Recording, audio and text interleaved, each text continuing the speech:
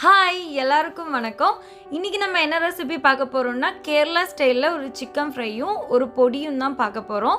So அந்த chicken ஃப்ரையும் அந்த பொடியும் சூப்பரான காம்பினேஷனாக இருக்கும். ஸோ அதை எப்படி பண்ணுறதுங்கிறத பார்க்கலாம் வாங்க. இப்போ அந்த சிக்கன் ஃப்ரை பண்ணுறதுக்காக நான் இப்போ ஒரு 10 லெக் பீஸ் எடுத்து வச்சுருக்கிறேன். அதோட ரேஷியோ தான் நான் சொல்ல போகிறேன். ஸோ இப்போ நல்லா வாஷ் பண்ணி வச்சுருக்கிறேன் சிக்கனை. அதில் வந்து உங்கள் காரத்துக்கேற்ப நீங்கள் மிளகாய் தூள் ஆட் பண்ணிக்கலாம். நான் வந்து 1.5 டேபிள் ஸ்பூன் மிளகாய் தூள் ஆட் பண்ணியிருக்கிறேன். இப்போ நான் வந்து 1 tablespoon Kashmiri chilli powder add பண்ணுறேன். இது ஆப்ஷனல் தான், நான் ஜஸ்ட்டு கலர் கொடுக்கறதுக்காக தான் நான் ஆட் பண்ணுறேன். இது ஆட் பண்ணுறதுனால உங்களுக்கு ஓவராக ஸ்பைசினஸ் எதுவுமே ஃபீல் ஆகாது. இப்போ நான் 1 டீஸ்பூன் கரம் மசாலா ஆட் பண்ணிக்கிறேன்.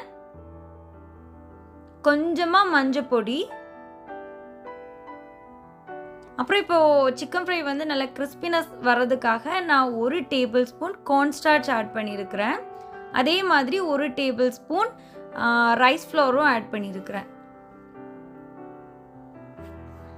இப்போ நான் 1 tablespoon ginger garlic paste add பண்ணியிருக்கிறேன்.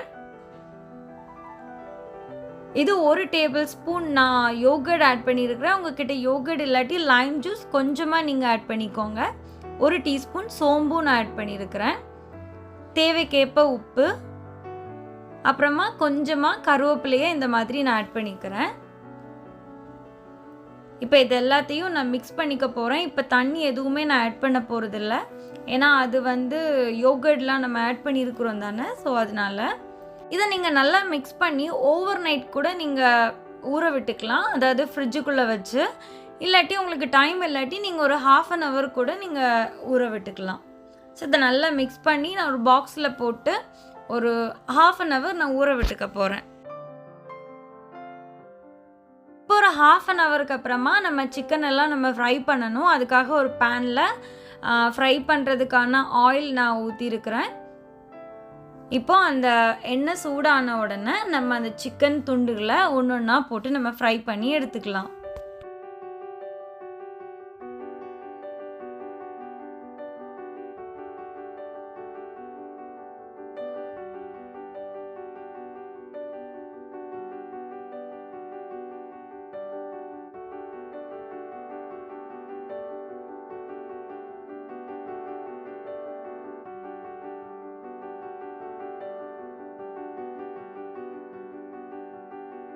இப்போ ஒரு சைடு வெந்ததுக்கு அப்புறமா நம்ம அதை திருப்பி போட்டுக்கலாம்.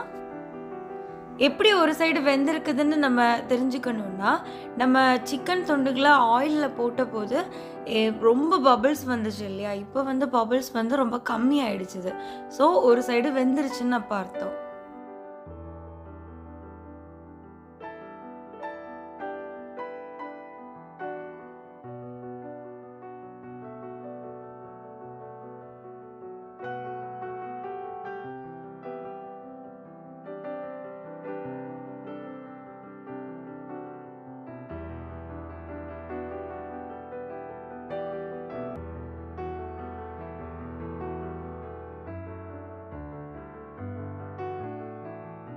பார்த்தீங்கன்னா சிக்கன் வந்து 2 சைடுமே சூப்பராக ஃப்ரை ஆகி வந்திருக்குது.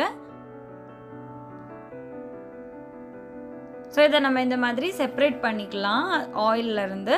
ஸோ இதே மாதிரி நம்ம பேலன்ஸ் இருக்கிற எல்லா சிக்கன் துண்டுகளையும் நம்ம ஃப்ரை பண்ணி எடுத்துக்கலாம். இப்போ எல்லாமே நம்ம ஃப்ரை பண்ணி முடிச்சதுக்கப்புறமா இந்த ஆயில் இருக்குது இல்லையா, இந்த ஆயிலில் தான் நம்ம அந்த பொடியை நம்ம ஃப்ரை பண்ணி எடுக்க போகிறோம். இந்த பொடி வந்து உண்மையிலே சூப்பராக இருக்கும் அந்த சிக்கன் ஃப்ரையோட.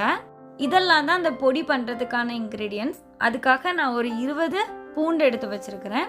அந்த 20 பூண்டுக்கு நம்ம ஸ்கின் எடுக்கணும்னு தேவையில்லை, அப்படியே தான் நம்ம போட போகிறோம். அதே மாதிரி காரத்துக்கேற்ப நீங்கள் காஞ்ச மிளகாய் எடுத்துக்கோங்க. நான் ஒரு 15 காஞ்ச மிளகாய் எடுத்துருக்கிறேன். அப்புறம் ஒரு 1.5 டேபிள் ஸ்பூன் பெருஞ்சீரகம் எடுத்துருக்கிறேன். அப்புறம் கொஞ்சம் உப்பு, அப்புறம் கொஞ்சமாக கருவேப்பிலை. இவ்வளோ இன்க்ரீடியன்ட்ஸ் வந்து கண்டிப்பாக வேணும் அந்த பொடி பண்ணுறதுக்காக. நான் இப்போ கருவேப்பிலை போட்டு நான் கிரைண்ட் பண்ண மாட்டேன். இந்த 4 இன்க்ரீடியன்ட்ஸையும் நான் வந்து இப்போது மிக்ஸி ஜாரில் போட்டு கிரைண்ட் பண்ணிக்க போகிறேன். அதாவது இதை நம்ம கிரைண்ட் பண்ணும்போது ஓவராக பேஸ்ட் மாதிரி நம்ம கிரைண்ட் பண்ணிடக்கூடாது, கொஞ்சம் பிறுபிறுன்னு இருக்கணும். அந்த மாதிரி தான் நம்ம கிரைண்ட் பண்ணி எடுக்கணும். அதாவது மிக்சியில் வந்து உங்களுக்கு பல்ஸ் மூடுன்னு சொல்லிட்டு இருக்கோம், அதை தான் நீங்கள் ப்ரெஸ் பண்ணிக்கணும். இப்போ காஞ்ச மிளகாய் வந்து நான் முழுசா ஆட் பண்ண போறதில்ல. இந்த மாதிரி பிச்சு போட்டுக்கலாம் நம்ம. அப்பதான் உங்களுக்கு வந்து ஃபாஸ்டா உங்களுக்கு கிரைண்ட் ஆகும்.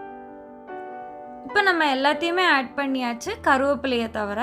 இப்போ இதை கிரைண்ட் பண்ணிக்கலாம் பல்ஸ் மோட்ல போட்டு. இப்போ பார்த்தீங்கன்னா இந்த மாதிரி தான் நம்ம கிரைண்ட் பண்ணி எடுத்துக்கணும். ஓவரா பேஸ்ட் மாதிரி நம்ம கிரைண்ட் பண்ணிடக்கூடாது.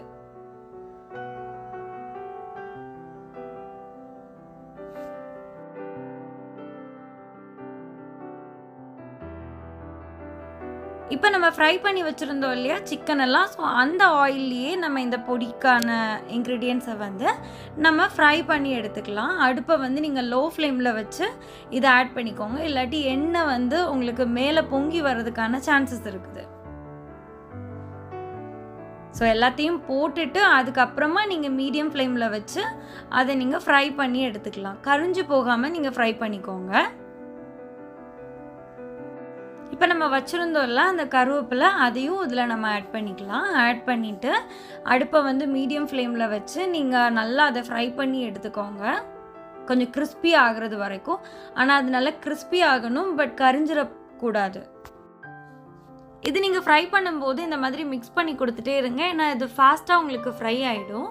இது ரொம்ப ஃப்ரை ஆகி கரிஞ்சு போயிடுச்சதுன்னா உங்களுக்கு அந்த கார்லிக்கோட டேஸ்ட் வந்து உங்களுக்கு கசப்பு தன்மை கொடுத்துரும்.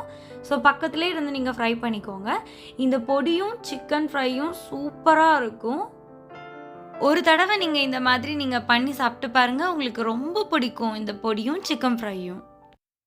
இப்போ பார்த்தீங்கன்னா நம்மளோட அந்த பொடி பண்ணி வச்சுருந்தோம்ல, அதை நம்ம நல்லா ஆயிலில் போட்டு ஃப்ரை பண்ணியாச்சு. இதில் ரொம்ப எக்ஸஸான ஆயில் இருக்கும். ஸோ அதனால இந்த மாதிரி ஒரு டிஷ்யூ பேப்பரில் நீங்கள் எடுத்துக்கோங்க எல்லாத்தையுமே. இப்போ பார்த்தீங்கன்னா நம்மளோட அந்த பொடியும் ரெடி ஆகிடுச்சிது, சிக்கன் ஃப்ரையும் ரெடி ஆகிடுச்சிது. இந்த சிக்கன் ஃப்ரை வந்து என்னோடய ஃப்ரெண்ட்ஸ் எல்லாருக்குமே ரொம்ப பிடிக்கும். ஈவன் பரோட்டாவோட இது சூப்பரான காம்பினேஷனாக இருக்கும். நீங்கள் பரோட்டா கூட மட்டும் இல்லை, புட்டு அப்புறம் வந்து சப்பாத்தி இதோட எல்லாம் சூப்பரான காம்பினேஷனாக இருக்கும். இப்போ நான் என்ன பண்ணுறேன்னா பரோட்டா மேலே சால்னா, அப்புறம் கொஞ்சமாக சிக்கன் ஃப்ரை, அப்புறம் அந்த பொடி பண்ணி வச்சுருந்தால அந்த பொடி, அப்புறம் பச்சை வெங்காயம் அதெல்லாம் உள்ளே வச்சு அப்படியே நம்ம சாப்பிட்டோன்னா சூப்பராக இருக்கும். ஸோ கண்டிப்பாக இந்த ரெசிபியை நீங்கள் ட்ரை பண்ணி பாருங்கள். பிடிச்சிருந்துச்சுன்னா லைக் பண்ணுங்கள், ஷேர் பண்ணுங்கள். இனிமேல் இந்த சேனலை நீங்கள் சப்ஸ்கிரைப் பண்ணாட்டி கண்டிப்பாக சப்ஸ்கிரைப் பண்ணிக்கோங்க. தேங்க்யூ.